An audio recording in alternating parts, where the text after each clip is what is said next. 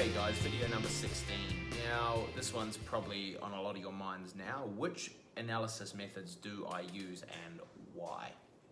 Now, if you're anything like me, you're probably going to go for price action, but I just want to be clear that it can be pretty helpful to use a couple of these methods together and not just stick with the one. And I'll go a little bit more into why that is as we move forward into this video. Now, obviously, I would recommend price action hands down because of how reliable yet simplistic it is and how up to the minute it is. But it is also a good habit to incorporate fundamental analysis into your methods, as I mentioned in video number 13 when I talked about fundamentals and why fundamentals is important. It's good to know what's happening around the world. It's good to know what releases are coming up because they can have an effect on your trades that you might place just going off of price action alone.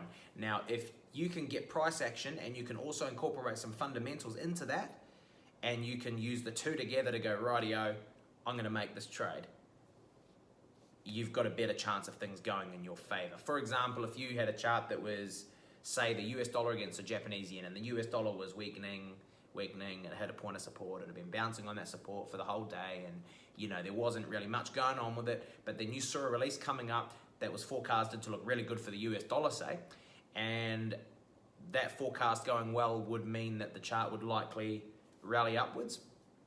Well, if you saw that that was about to come up in, say, 15 minutes time, you had that release on its way, and it was still sitting around that level, you could say, well, hey, perfect opportunity here. There's a good chance of this launching up, and it's also on a major support, it's on a major psychological level. So using the two together can be really powerful because, as I mentioned earlier on, you don't want to get into a trade only to have an event or a release come out which negatively affects your trade and then sends you into a little bit of a temporary sting, because that's never nice to experience. So, and you know, it slows your process down. So using those two together. Now, technical analysis, you can if you want, like I said, you can dive into it if you want to. It's there to look into if you want to look into it.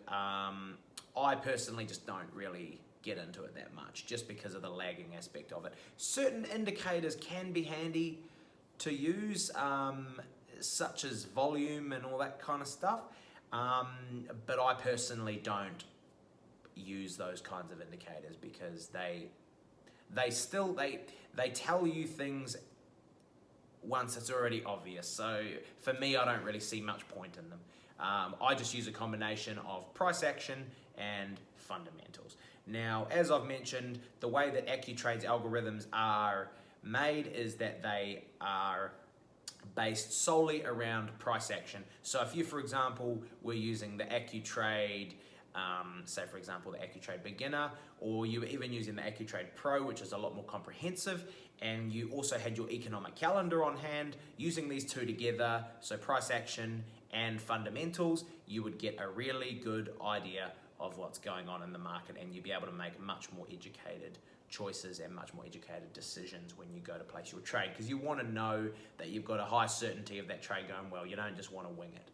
And for me, I feel that technical analysis is a little bit on the winging side, but as I said, there are guys and girls that do well out of it, so I'm not going to bag everyone out because of that. That's just my own personal thing.